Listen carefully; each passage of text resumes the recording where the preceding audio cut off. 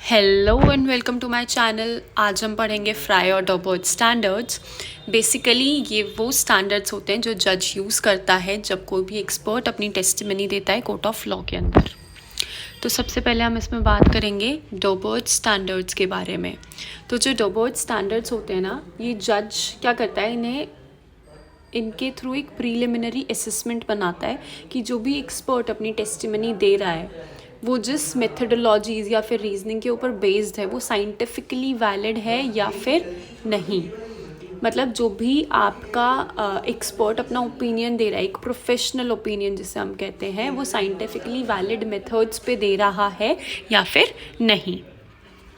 तो डॉबर्ट स्टैंडर्ड में ना कुछ फैक्टर्स होते हैं जो कि डिटरमाइन करते हैं कि जो आपकी मेथडोलॉजी है वो वैलिड है या फिर नहीं।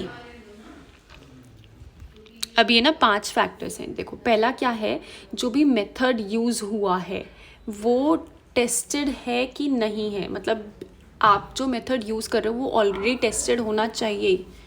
और दूसरा है कि जो मेथडोलॉजीज़ हैं वो पीयर रिव्यू या पब्लिकेशन में आ चुकी है कि नहीं आई है।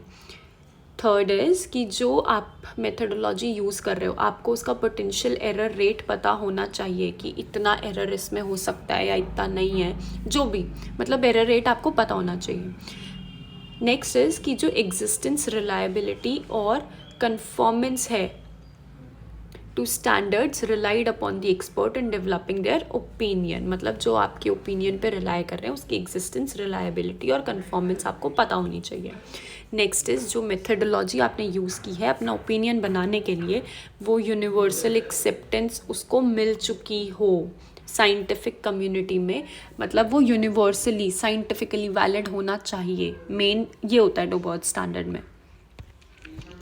Next is fry standards. अब ये क्या होते हैं, ये डिटरमाइन करते हैं आपकी एडमिसिबिलिटी एक्सपोर्ट के साइंटिफिक टेस्टिमनी की, जो कि मतलब इसमें मेन क्या होता है कि जो आप अपने उसमें जो आपकी एक साइंटिफिक या कम्युनिटी या फिर डोमेन है, जिस डोमेन में आप हैं वहाँ के जो एक्सपर्ट्स हैं वो इस मेथडोलॉजीज़ को एक्सेप्ट करते हो। मतलब जो आप जिस एरिया में रह रहे हैं वहाँ के जो एक्सपर्ट्स हैं वो इस मेथडोलॉजी को वैलिड मानते हो, एक्सेप्टेंस मिली हुई है आपके पर्टिकुलर एरिया में।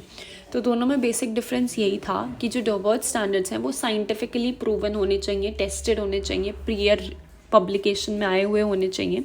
बट जो फ्राई स्टैंडर्ड्स हैं वो क्या है, जिस डोमेन में आप रह रहे हैं, जिस कम्युनिटी में आप रह रहे हैं वहाँ के जो एक्सपर्ट्स हैं वो उस मेथडोलॉजी को मानते हों। And thank you so much for watching. This was all about Fry and Dorbert standards. If you have any doubts, let me know in the comment section. Thank you.